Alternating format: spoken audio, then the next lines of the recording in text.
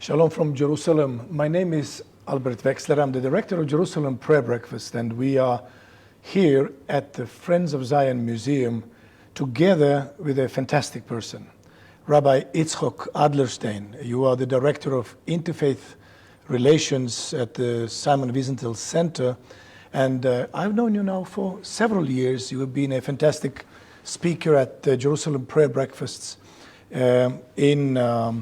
in Jerusalem, but you also came to Dallas. I did. So that was quite a long journey. Correct. And I've been an admirer of your great work for at least as many years, and have enjoyed your company with your lovely wife at our Shabbat table. Thank you. Thank you so much for coming today. Always a pleasure, even during wartime. Well, it's the unfortunate situation with the war. As we know from October 7, our life has totally changed. And yesterday, as I was taking a walk with my wife, I was thinking that every generation has to be confronted with this reality of Holocaust. And I was just wondering why? I mean, it's such a painful question. And another painful question is, where is the Pope during this time? Rabbi, what do you say? In my mind, those two questions are very, very much connected with each other.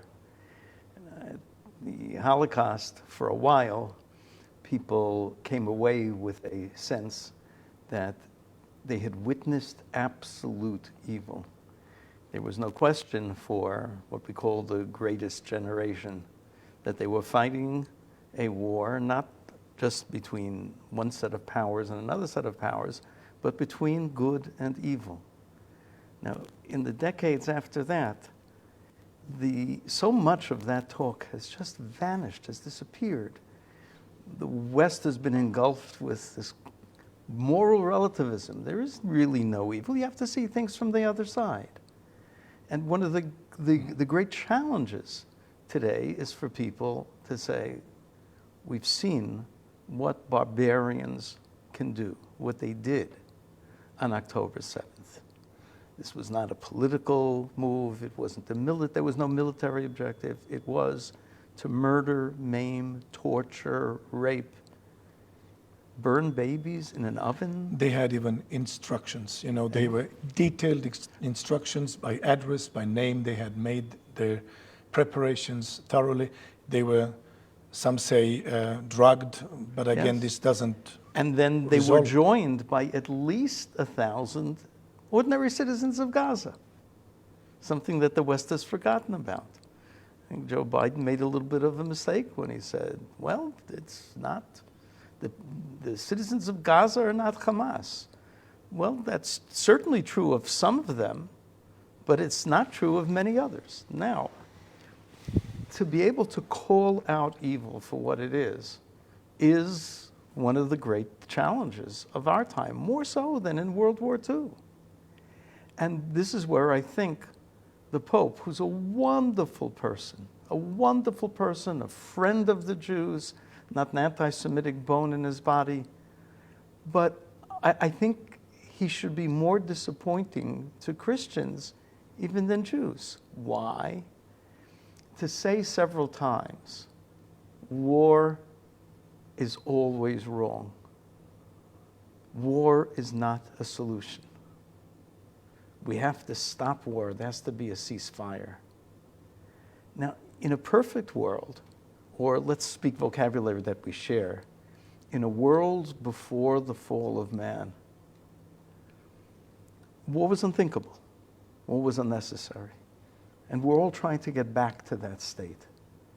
But in the state of reality that we have today, is war not sometimes necessary?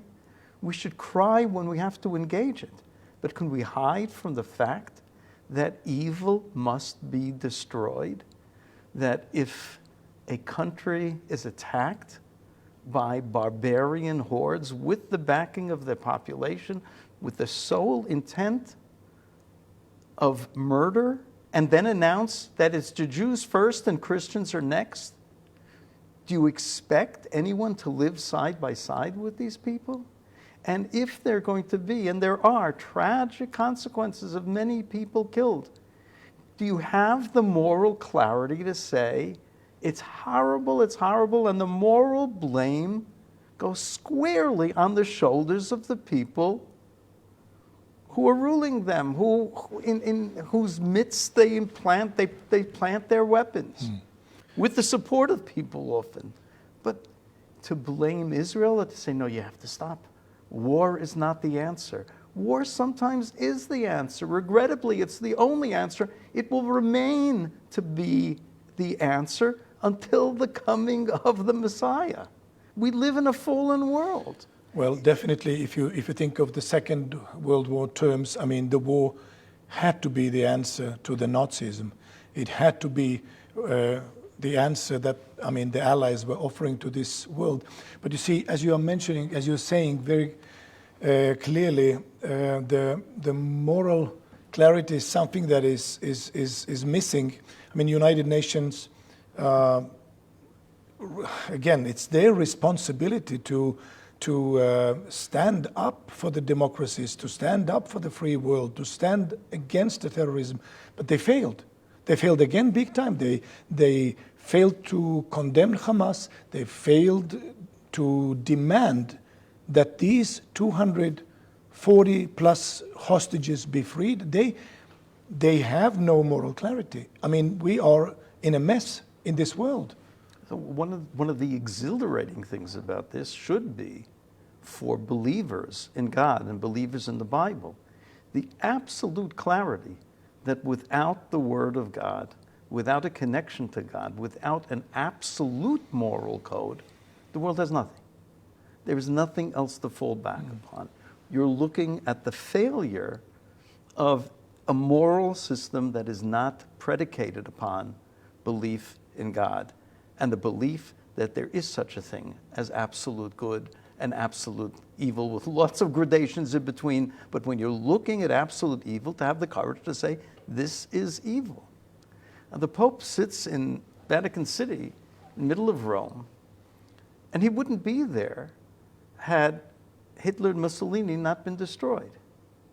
Should we ask how many civilian deaths there were in World War II? No. You know what, Albert? Let's ask how many civilian deaths there were in Italy to topple Mussolini. How many civilian deaths? The answer is 475,000. 475,000. Without those civilian deaths, because it was the only way to fight the Nazis and to fight the fascists, the Pope would not be in Rome. Does he mourn that? I hope he mourns the loss of life. Does he believe that it's possible that any other way would have worked? If you're a religious leader and you can't give your flock answers to the meaningful questions of the day, it brings religion, it brings the Word of God into suspicion. What is religion doing? Is it a comfortable place that I go to cry when I feel that I want to talk to God, but otherwise it has no impact on my life? If religion is supposed to provide some kind of direction of how to live our lives, it has to include answers as to how we live in an imperfect world. Well, and of course, the world has also become a very threatening place for many. I mean, think of 100,000 pro-Hamas demonstrators in London, and I mean flocking Paris and Moscow and United States of America. I mean, I've had a friend that came just last week scared of where America is going, where Europe is going, because suddenly you see there is such a mass of people showing their support to most vile atrocities. And they're proud of that, and they feel this is the right thing for them to stand, up for Hamas. And there's a double whammy there, Albert, because there's a particular population which we could have expected that kind of reaction, but that a Cornell professor, not from that religious group, not from that national group, not from that culture, would say October 7th was exhilarating. It was a brilliant move. And that's been duplicated on many campuses. Where are young people going? Now, consider this, Albert. The latest polls show that in America, which has been terrific so far in standing by Israel, 70% of Americans believe that the United States has acted properly or insufficiently to back Israel. Sounds good, right? When you break it down by age, you get a very, very, very different perspective. Less than half of young people in America, the youngest cohort that's measured, said that the United States was acting properly in supporting Israel. I remember this saying, is Niemöller, who said when they came for the socialists, I didn't say a thing. First, of course, they came for the Jews. But never does it stop at the Jews. I mean, it starts with the Jews, but it never stops there. But his famous quote, yes, his famous saying about that he didn't say anything because he didn't identify himself. And when they came for me, it was too late. And I think this is the atmosphere in this world. I think people are getting scared. It's getting cold out there. It is. It's getting a lot colder for Jews. Even Jews who are not in Israel. I wouldn't give up being here. This is a moment of biblical proportions. I want to be with my people. I want to be on my land. Even though culturally I'm as American as you can get. But my kids wanted us, my wife and I, to travel back to the States. I wouldn't hear of it. We're here one way or another. But for Jews around the world, not in Israel, to witness what's going on, you know, let's say you take things at face value. So you have a few 100,000 people here, a few 100,000 people there who are just so aggravated about the disturbing pictures they see of the horrors of war in Gaza. Tell me, just a few years ago, in the Syrian civil war, how many civilians were killed? How many civilians? The estimate is someplace between 500,000 and 600,000. Killed almost all by Assad and the government forces. Where was the world there? Did we see? Not many demonstrations. They were worried about the tragic consequences of the fact that Israel has to now isolate the north. It seems apparent that that's what they're doing, and concentrate the ground effort there while leaving a place for people in the south. And we hear tragic stories. We couldn't make it. We don't have the taxi fare.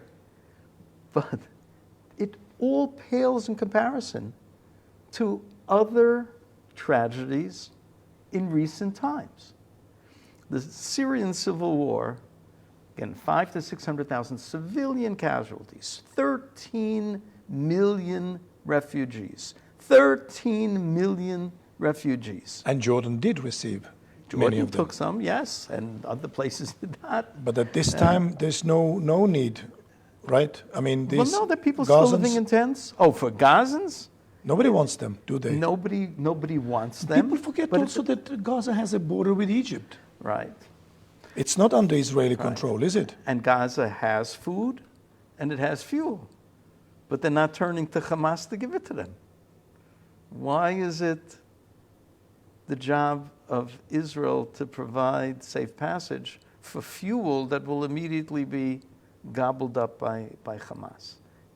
The answer can only be that there's another dimension here as well, which is why this is so complicated.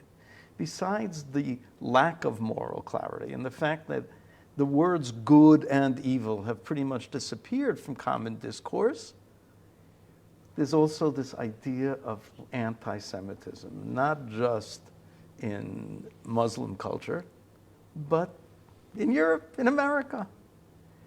The same people are saying, this is all Israel, they've been occupiers. How many of them know what the most costly war of recent years was? Folks, the Second Congo War. Anybody out there know anything about the Second Congo War? Don't look at me. But the casualty figures are higher. Syria, there was, it made headlines. We got tragic voice messages from people who were trapped. No big demonstrations. What did the UN do? Zilch. Nothing. There were some people. You and I are both friends with Johnny Moore, courageous young Christian who flew out as many people as he could. Where's the rest of the world? Why not? Because when Muslims slaughter Muslims, if Shiites slaughter Sunnis, okay, it's not so tragic. Even if it's 600,000 human beings and 13 million refugees, more, 5 times more, 6 times more than the total population of Gaza. But if Jews are involved, the world loves dead Jews. The Western powers are still sitting there regretting the fact that it wasn't an Israeli missile that bombed the hospital. Actually, it didn't bomb the hospital. It wasn't an Israeli missile. It was a parking lot. But darn it, we thought we could blame the Jews for it. They still have it up on their websites. This news of the Arab world still has it up, and the New York Times, after finally coming up with their apology, a day later said, "We've looked at the pictures again, and there's some questions now we have about it, and we can't be sure where this rocket came from. Maybe it was aliens." Well, it's really discouraging to see the lack of moral clarity here, and but yet let's talk about some things that encourage me. 200,000 Israelis that have come back, that have stopped their vacations, their missions, whatever work they were doing abroad, to come back to fight the war. Some of them to die, and that's already happened. And it's the tragic side of it. I also saw something that encouraged me, that there were many ultra-Orthodox that wanted to enlist, which is something that I remember from my public policy studies the government has tried to do for decades and has not succeeded.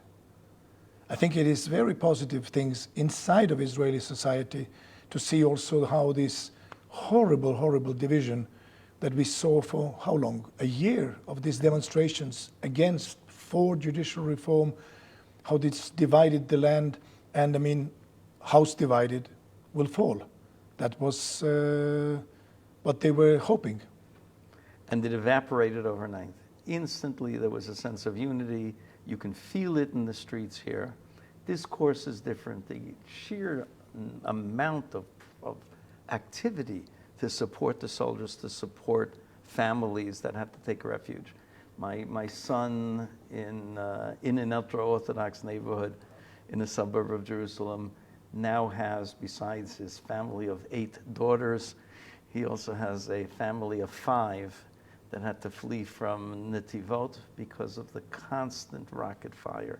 Netivot took a direct hit yesterday, but the kids are just going from the constant 24 hours a day of rockets fired from there. My wife and I are taking in a family of 5 this Shabbat who fled Netivot and just need time to breathe. So they're coming for Shabbat.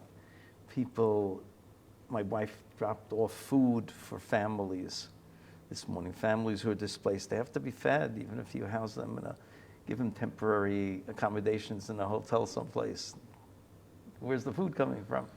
Exactly. It's coming from the rest of the country. And it's 4 weeks now, 4th week now. So we talk about people that have, yes, been displaced, evacuated from Sderot, from Be'eri, from Kfar Aza, from all of these 20 small towns, and also from the north, 85,000. And hundreds of thousands of families who haven't seen their husband and father for weeks, no source of income,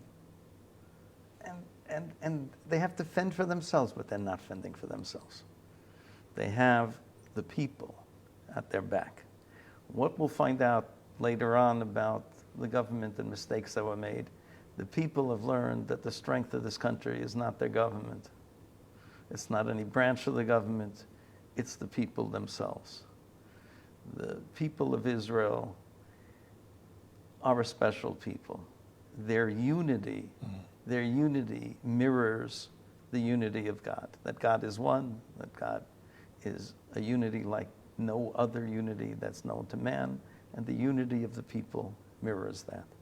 And it's wonderful to regard it. It is beautiful to see. Another beautiful thing is, of course, to see that despite these threats and this anti-Semitic atmosphere, we have friends all around the world going out to the town hall squares with Israeli flags, standing before the parliaments, saying that they support Israel.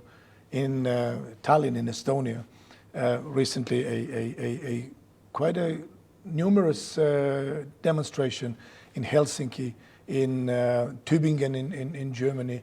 We saw, so many different, demonstrations, prayer meetings. People have called for fasting and prayer. Some people are fasting for days now, really to support the Jewish people. I mean, I think this is something that Absolutely is amazing.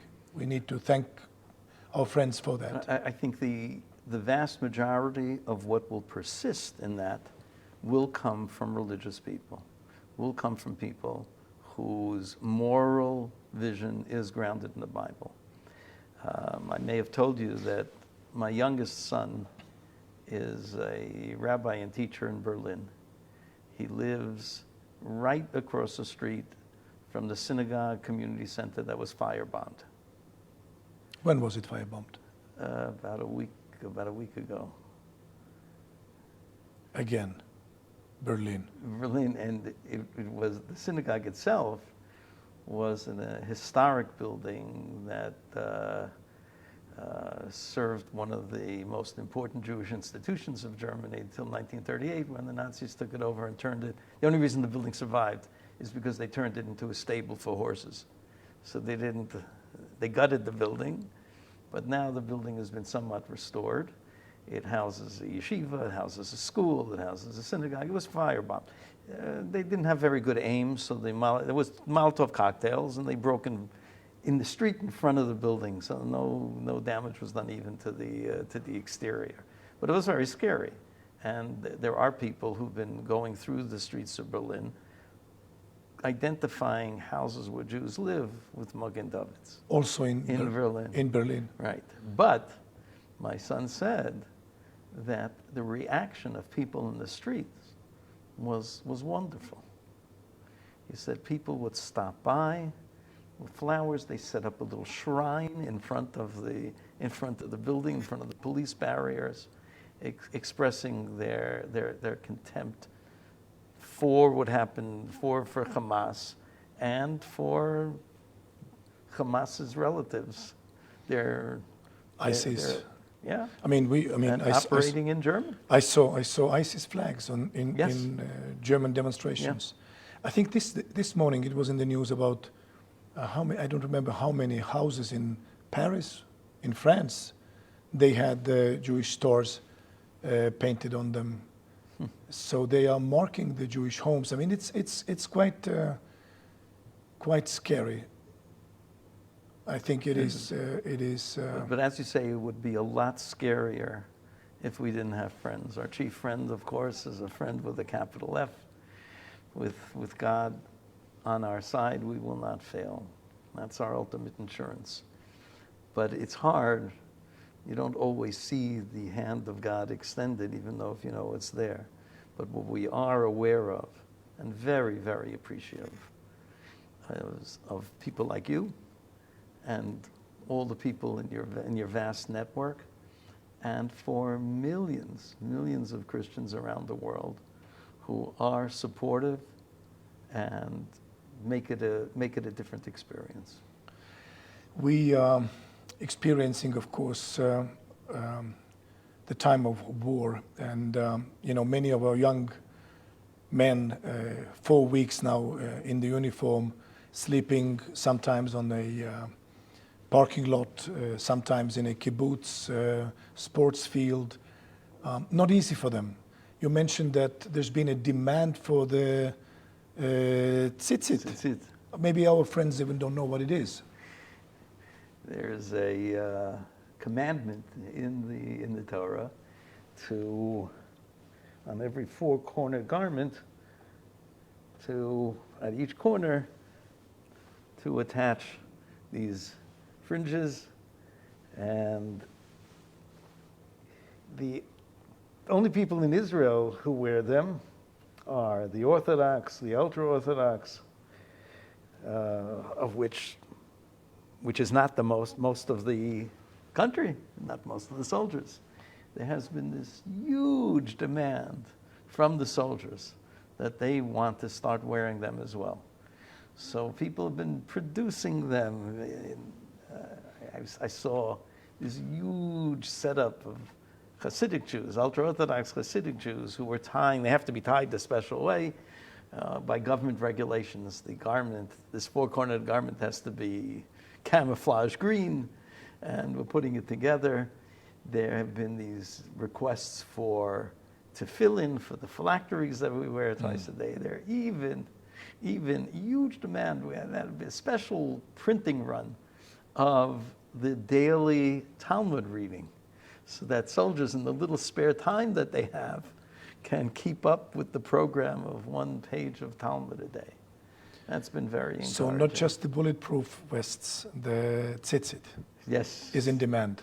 So we at the same time, we go for the spiritual protection and the material protection, and know that they go hand in hand. It is really encouraging. Do you think that we will see more Orthodox join the army? Because I personally think it is a very, very positive development. I think we've seen enrollment in 2 sectors.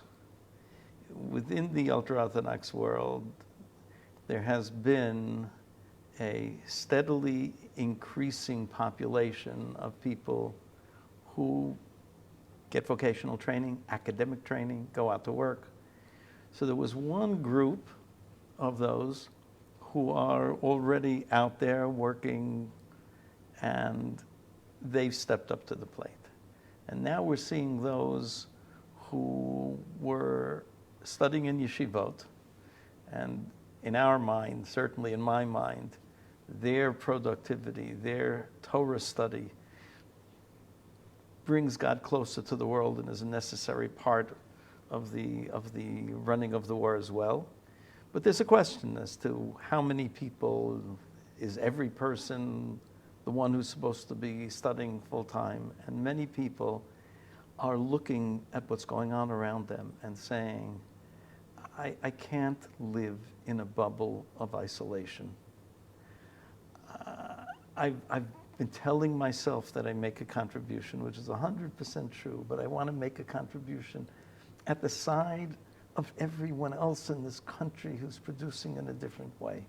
So I do think that there's going to be a lot more of that. I think in the religious community as well, we're seeing the same thing as in the army to a certain extent. The real productivity is grassroots, is coming from the people themselves.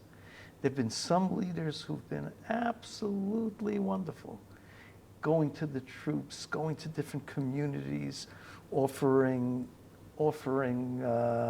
words of guidance and words of encouragement. But it's not the whole system.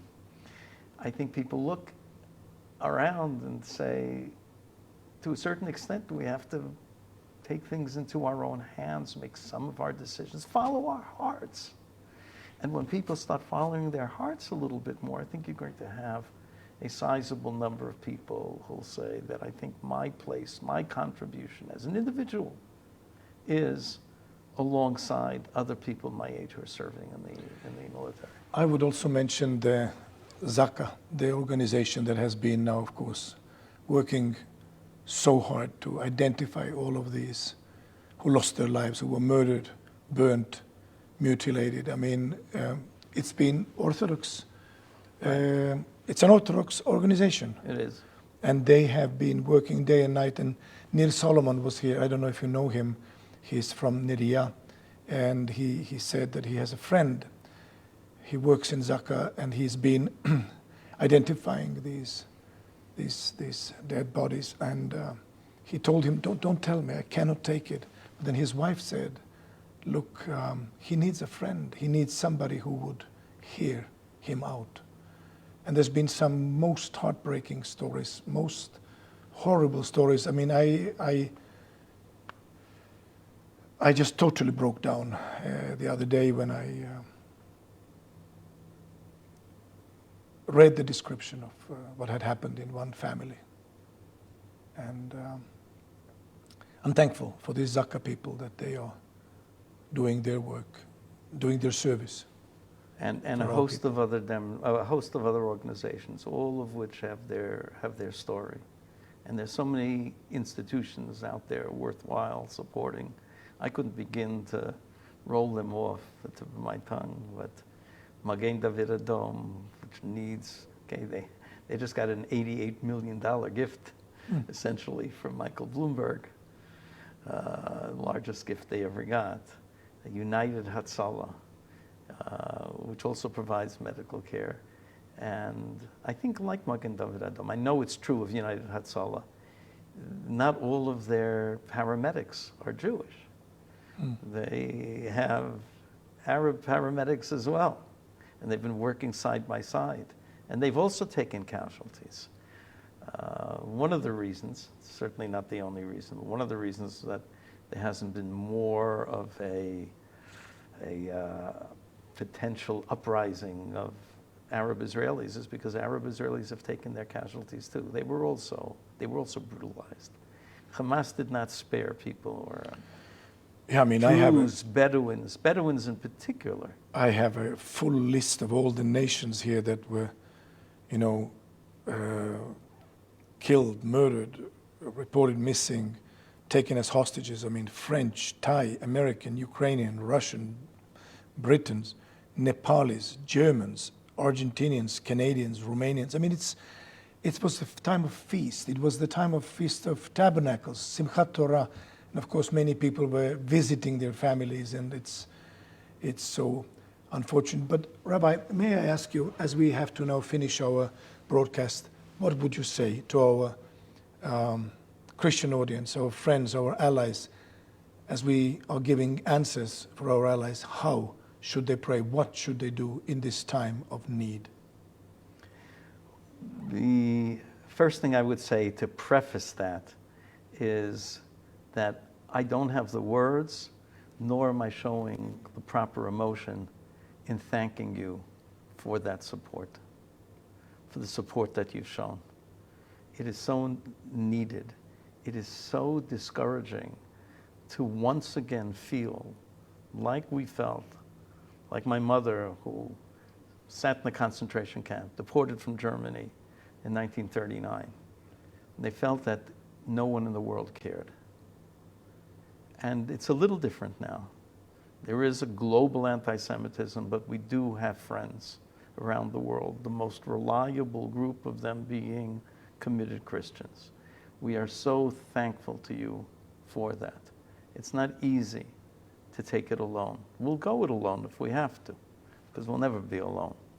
But you make it so much easier.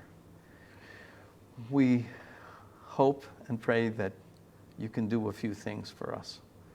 One is prayer.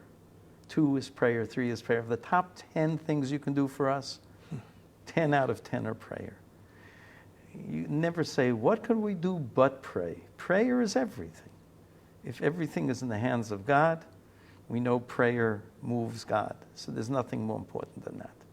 The other things that I would ask is for people to take the time to acquaint themselves with the arguments and the facts. And this on 2 levels. One, morally, as people who believe in the Judeo-Christian legacy, to ask the hard questions about good, evil, responsibility, just war, unjust war. Get the answers, because you can't provide answers to others unless you're fully confident in the answers yourself. I am more than happy. Any group out there wants to spend quality time by Zoom, I'll take questions from any audience. I'm more than happy to do that almost 24 hours a day, 6 days a week. Finally, I think it's not too early to ask, we don't know how long this war is going to last. It might be a long war, but it will come to an end. Israel will have to rebuild to a large extent. When that happens, we are so much going to need your support. We know many of you come to Israel. Please make the trips sooner rather than later. Do it as a sign of support to the beleaguered country that is bearing now the responsibility of fighting an evil that, if not fought on our turf, will consume the free world. Thank you so much. Now, yesterday we had the breaking news last night about one of the soldiers, Ori.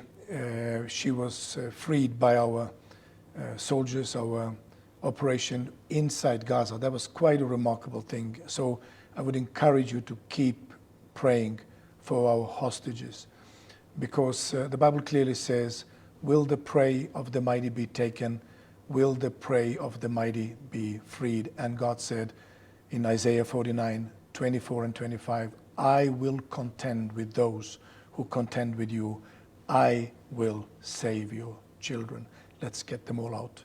Let's get them all back home, free, healthy, and with your prayers, I believe we can see this happen.